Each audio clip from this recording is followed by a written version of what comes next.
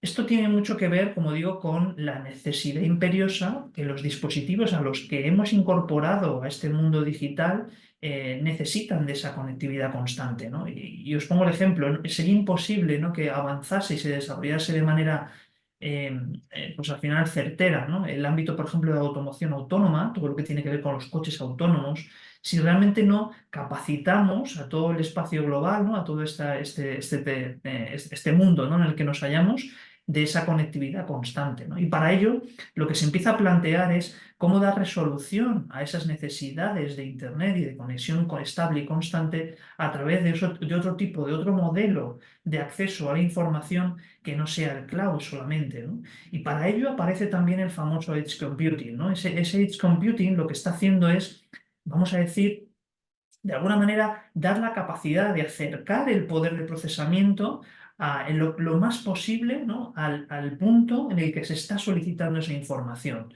Incluso, vamos a decir, transformando al propio IoT, al propio Internet de las cosas, a los propios elementos a los que hemos sensorizado para recoger información y digitalizar, ¿no?, y conectar a Internet, de esa capacidad, ¿no? Y lo que estamos haciendo es simplemente cuatriplicar, o sea, multiplicar por 1000 en ocasiones la red de dispositivos que hacen esa gestión de la información. Y por lo tanto, yo digo, lo que hace automáticamente es multiplicar el estadio, en este caso, de puntos de conexión a los que vamos a poder tener acceso y en los que vamos a bien acceder a una información necesaria, ¿no?, para que ese dispositivo o ese elemento que está solicitando mantenga su estabilidad, o bien para agilizarla, ¿no?, para hacer que la velocidad sea mucho más rápida, obviamente, ¿no? Entonces, al final esto es un tema físico, ¿no? Y es verdad que incluso puede llegar a abaratar, que en ocasiones puede llegar a abaratar, pues, los ejercicios que hacemos, ¿no?, y los costes que tenemos asociados a esos ejercicios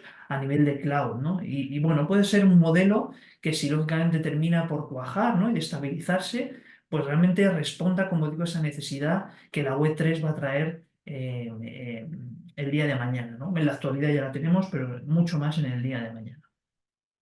Pero claro, ¿qué ocurre? Que, como os decía antes, la cantidad de información que manejamos en la actualidad eh, hace que, obviamente, el almacenamiento que necesitamos para responder a esas grandes cantidades sea infinitamente superior al que originariamente, cuando nació Internet, teníamos, ¿no?